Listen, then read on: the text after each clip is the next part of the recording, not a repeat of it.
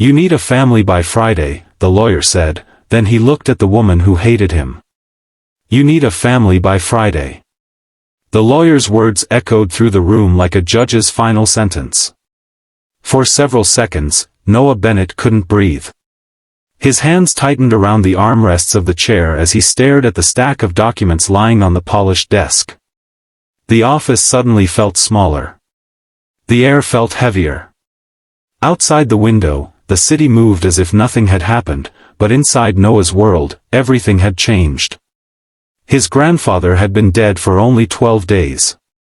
And now, according to the final condition of the will, Noah had 4 days to prove he had a family. 4 days. Not 4 months. Not 4 years. 4 days. If you believe kindness can heal broken hearts and that everyone deserves a second chance, please take a moment to like this video, leave a comment, share it with your friends, and subscribe to the channel. Stories like this remind us that hope often arrives when we least expect it. Noah slowly stood from the chair and walked toward the window. The city skyline stretched endlessly before him, but he barely noticed it. His mind kept returning to the same painful realization. He had nobody. At 39 years old, Noah owned one of the largest construction companies in the state. He had luxury cars, expensive watches, and more money than he could spend in a lifetime. But when his grandfather died, there had been only 3 people at the funeral. The priest, the lawyer, and Noah. No friends. No wife. No children. No family. The lawyer quietly explained that Noah's grandfather had created the unusual condition because he feared his grandson was becoming exactly what he never wanted him to become, a wealthy man living an empty life. The estate was worth millions. The family ranch alone covered hundreds of acres. But none of it would belong to Noah unless he could prove he had meaningful family relationships by Friday. Noah left the office feeling angry. Not angry at the lawyer. Not even angry at the will. He was angry at himself. Because deep down, he knew his grandfather had been right. For years, Noah had chosen work over people. He missed birthdays. Ignored invitations. Cancelled holidays. Ended relationships. Every time someone tried getting close to him, he pushed them away because work always seemed more important. Now he was facing the consequences. That evening he returned to his enormous mansion. The house looked beautiful. It also felt completely lifeless. The silence was unbearable.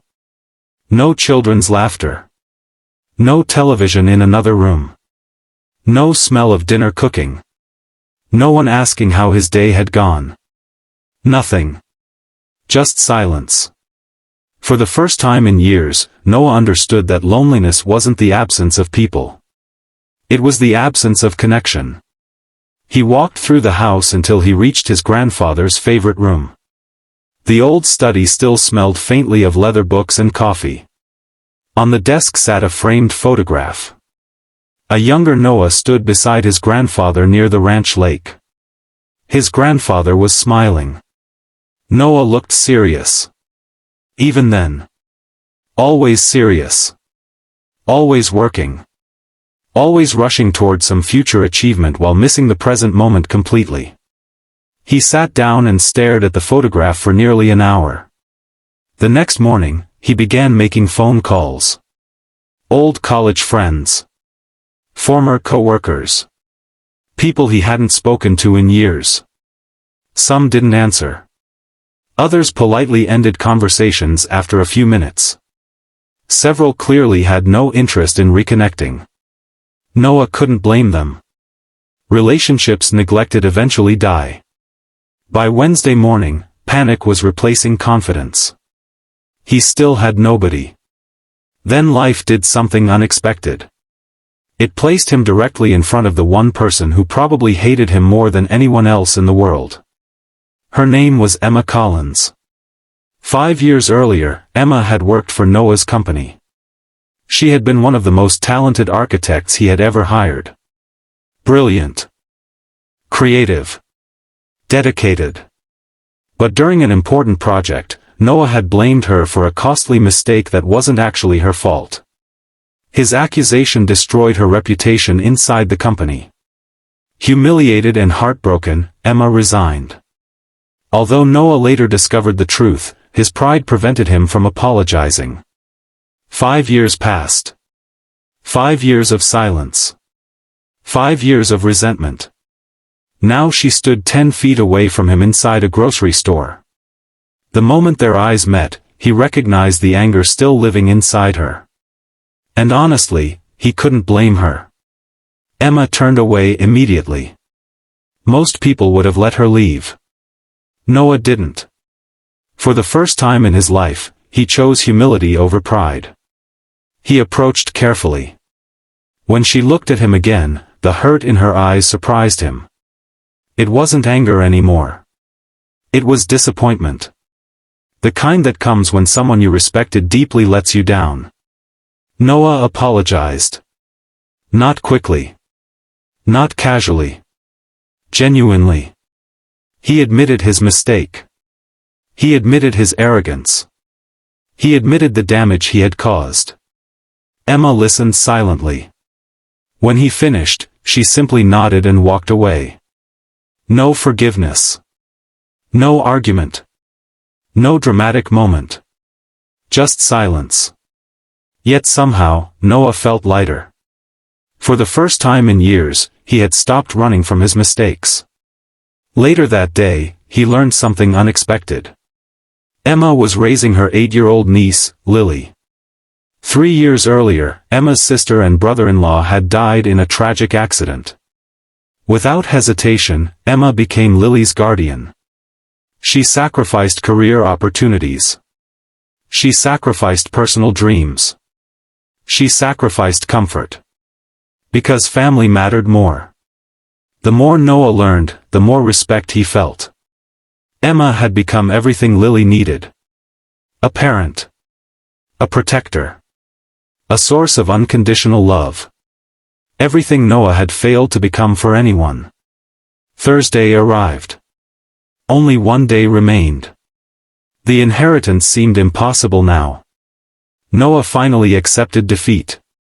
That evening, a powerful storm rolled across the city. Heavy rain flooded roads and caused widespread power outages. As Noah drove home, he noticed a vehicle stranded near a flooded intersection. Something about it seemed familiar. He slowed down. Then he saw Emma. And Lily. The engine had died. Water was rising. The little girl looked terrified. Without hesitation, Noah stopped his truck and rushed into the storm. Rain soaked him instantly. Cold water reached his knees as he helped Emma and Lily reach safety. Nearby hotels were fully booked because of the weather emergency. Reluctantly, Emma accepted Noah's offer to stay at his house for the night. What happened next changed everything. For the first time in years, Noah's house felt alive. Lily explored rooms with endless curiosity. She laughed at things adults overlooked. She filled empty spaces with energy. Emma prepared dinner because she refused to be a guest who contributed nothing. The smell of food spread throughout the house. Conversation replaced silence. Warmth replaced emptiness. Noah found himself smiling without realizing it. Hours passed. Then midnight. Then 1 in the morning. For the first time in years, he didn't think about contracts or deadlines. He thought about people. Real people. The kind his grandfather always told him mattered most. Later that night, Noah walked past the guest room and noticed Lily asleep. Emma sat beside her bed reading quietly. The sight struck him deeply. Not because it was extraordinary. Because it was ordinary. And somehow that made it beautiful. A child sleeping safely. Someone who loved her nearby. A family. Something Noah suddenly realized he had wanted all along. Friday morning arrived. The deadline. Noah felt strangely calm. The inheritance no longer seemed important. The week had already taught him more than money ever could. Then the lawyer called. He requested one final meeting. Noah arrived expecting paperwork. Instead, he found a surprise. Emma was there. So was Lily. The lawyer smiled before revealing something Noah never expected. His grandfather never intended for Noah to find a family in 4 days. The deadline wasn't a test of success. It was a test of character. 4 months before his death, Noah's grandfather had quietly observed his grandson's life. He knew Noah was lonely. He knew he was lost. But he also believed there was still goodness buried beneath years of ambition. The inheritance condition was designed to force Noah to confront the truth. The lawyer then handed him a sealed letter. A final message from his grandfather. Noah opened it carefully. His hands trembled. His eyes filled with tears as he read. The letter explained that family is not something you purchase. It is not something you inherit. It is something you build. One act of kindness at a time. One sacrifice at a time. One moment of courage at a time. His grandfather wrote that the purpose of wealth was never to make life larger. It was to make life better for the people around you. The final sentence shattered Noah completely. His grandfather wrote that if Noah was reading this with people beside him, then he had already inherited something far more valuable than land or money. He had inherited love. Tears rolled down Noah's face. Years of loneliness seemed to break apart all at once. Emma quietly placed a hand on his shoulder. For the first time, he didn't pull away. Months passed. Then years. The estate remained. The money remained. But those things slowly became the least important parts of Noah's life. He rebuilt old friendships. He became involved in community projects. He started mentoring young workers. He learned how to listen instead of simply giving orders. Most importantly, he became part of Emma and Lily's lives. Trust replaced resentment.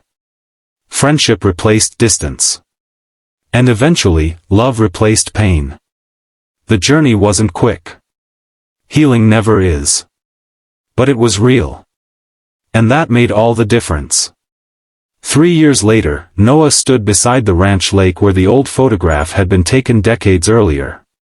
The sun reflected across the water. Emma stood beside him. Lily ran through the grass laughing. The sound echoed across the ranch.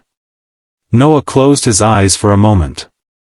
He imagined his grandfather watching. Smiling. Proud. Not because Noah